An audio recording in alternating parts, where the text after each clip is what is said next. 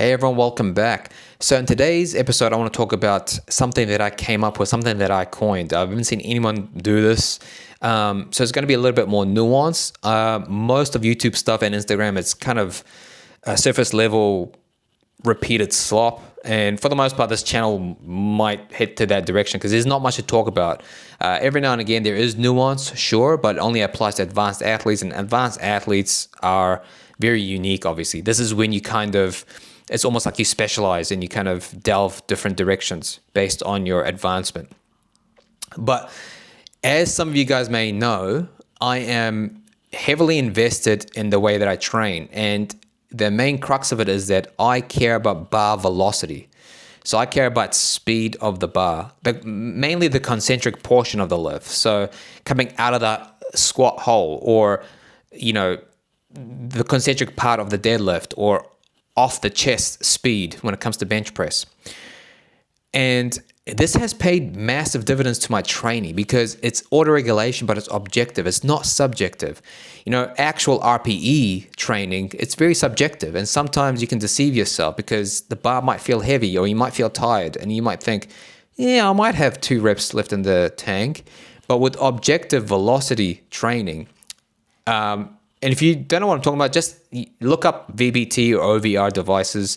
Invest in that if you have the funds. If you are an advanced athlete who uses barbells. For me, I use something else. I don't want to discuss it. I came up with it and I just want to gatekeep it for now, at least for now. But I will go into this with my clients, obviously, when they're advanced. But basically, if you want to know what I'm talking about, it's basically that OVR VBT device. It tracks the velocity of the bar. And I just focus on the concentric portion of the lift. Okay? So, the way it works is, depending on the speed of the bar during the top warm-up, that will determine what weight you will use for the day. That will be basically telling you what your estimated 1 rep max for the day is. And for me personally, for the way that I do it with my own sort of ingenuity, it has been spot on all the time. I kid you not. I've been doing this for months. It's been spot on all the time. I use it on my wife, even though she is not advanced by any means. But sometimes I try and, deviate from what it's telling me. And it's, unreal. Like, it's just spot on. So how it works is, if I get a certain number, right, and then I do my top set off that 1 rep max, that number, I have a few options. So if I totally obliterate my top my top set of that lift, let's say it's a back squat, I totally obliterate it. Like, it's just, every rep was just speedy, and it reached a certain threshold. Then my back off set is going to be anywhere from 4 to 6 reps. Okay? Why 4 to 6? Well, if it was very speedy and fast and just dominant in that way, i.e., it reached that certain threshold, then it's going to be 6 reps.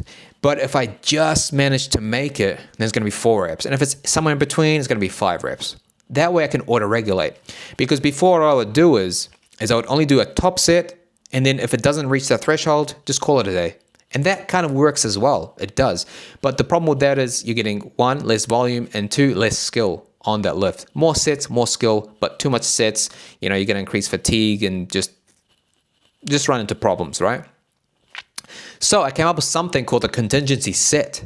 And what that is that if I don't make a certain speed, rather than just calling it a day and throwing in the towel, is do a similar lift, very, very specific lift, where you get skill and it's in close proximity of the weight, right? Pretty much the same weight, but it takes the toughest portion of that lift. Check this out. Tell me if I'm a genius or I'm an idiot. But for the squat, for example, the contingency set is squats with chains. So if my back off set was going to be 100 kilos or 225 pounds, then I will add chains. That chains plus the weights together is 225 pounds, 100 kilos. So at the top when I'm standing up, it's 100 kilos, but at the bottom, because my chains each are 15 kilos, 33 pounds, at the bottom, it's 70 kgs, 154 pounds. That way, I can come out of the hole because it's going to be so light. It's only 70 kilos. It's only 154 pounds.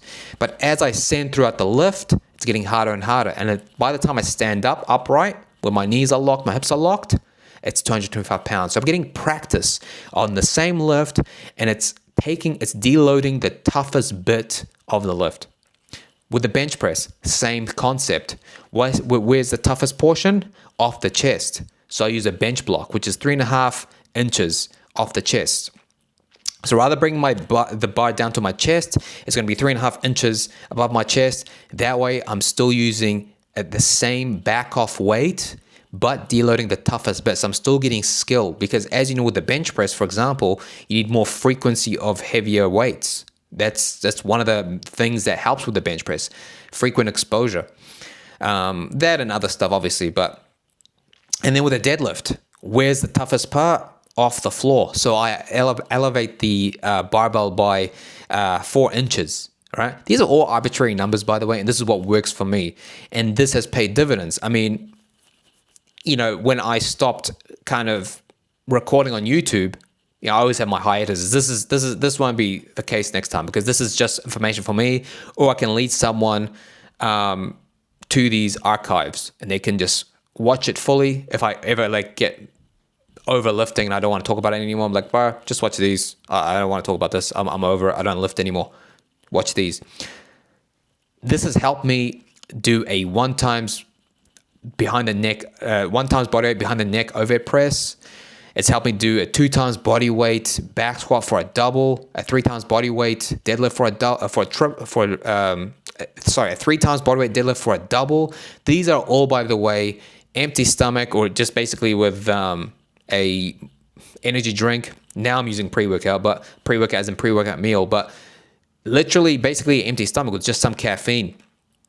And the other day I benched a sloppy 315, not 315, 3 plates, so 308 pounds, 140 kilos. To me, it's 3 plates. Yeah, it's 3 plates, but for you guys, 3 plates is 315. For us, it's 308, 140 kilos. At 67 kgs, i.e. 147 pounds. Well, a little bit less now, 66.8. But you get my drift. I'm looking pretty damn lean, and I've never been this strong at this body weight. And it's all thanks to this, okay? And this is what I mean by being advanced. You got to venture out and figure out stuff for yourself, you know? All this surface level stuff, it's only good for novices and intermediates. Yeah. Unfortunately, the industry lacks nuance, and when there is nuance, you're not going to get much views anyway. But this is what the contingency set is, that plan.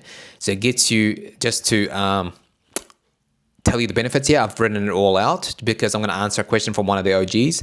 It keeps skill specificity high, right? We don't go from a back squat. The contingency set will be a front squat. Like, squat's a squat, but it's not the same. You know, it's not the same. If you want to get strong, you need to practice how you play. We don't go from deadlift to frickin' say sumo deadlift or hyperextensions. It's just not the same. And it reduces unnecessary fatigue, right? Because if the first set, your main set, told me that it was so slow, all those triples that I did or doubles, whichever I feel like doing, was so slow that it's not worth doing the back offset. Well, this lets you do it with the same weight that the back offset would have been, but with, you know, less weight when you think about it, because we're deloading the toughest bit of every lift. I don't do overhead presses anymore. I just don't find them fun. And I've got a niggly shoulder, which is coming a lot better, thank God.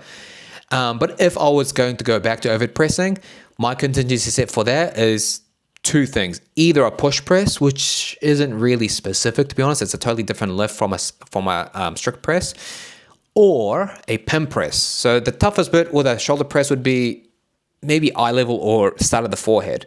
So I'd put the pins up here and just push there.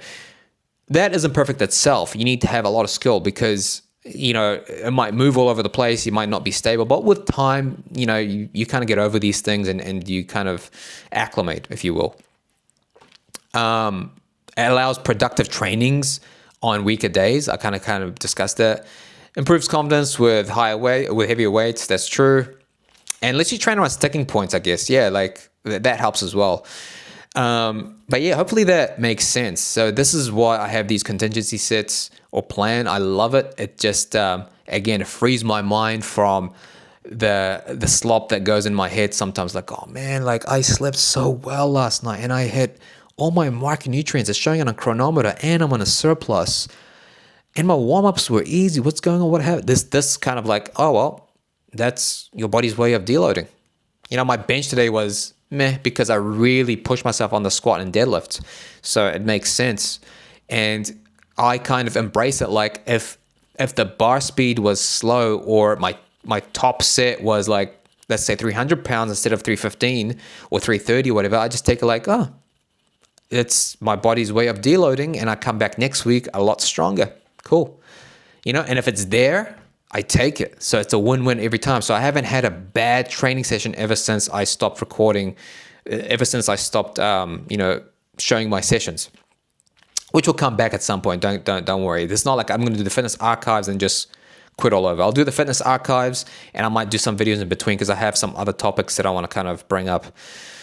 But yeah, hopefully that helps. If you have any questions, comments, concerns in this regard, let me know. But otherwise, I've got a question from an OG, and it says, let me look it up here. So in regards to my last video, great video. How did you navigate nutrition and training when you did shift work? Thanks, brother. Hey, brother, I appreciate the question, man. So I can look out my window right now and can see my shift work job. That's the cool thing about New Zealand. Most places are relatively close. So now, when it came to shift work, nutrition side of things was pretty easy because I understand that calories in, calories out, that's all it really requires. And I'm not really locked in for a 24-hour day. It makes life a little bit easier and more manageable, 24 hours. But if I was to go above like my calories by 200, 300, 400, it's not a big deal. I can either deduct 400 the next day or deduct 100 every other day. If I was being pedantic, it's not a big deal. So every time like I had a night shift and things rolled over, I'd either have an energy drink kind of to alleviate the hunger if I had. But if I stayed occupied, I didn't really get hungry. And I'm a person, I can just sleep even if I haven't had anything to eat. Like I've heard people say things like, man, I can't go to sleep because I'm hungry. So I don't want to go to bed on an empty stomach. Otherwise I can't sleep. I'm different like that. So you got to figure that stuff out for yourself. Can you manage just going to sleep? I can. But training, here's where it hit me really hard because I was so emotionally attached to training, and it was at a time where I was pretty damn strong. This was around 2022.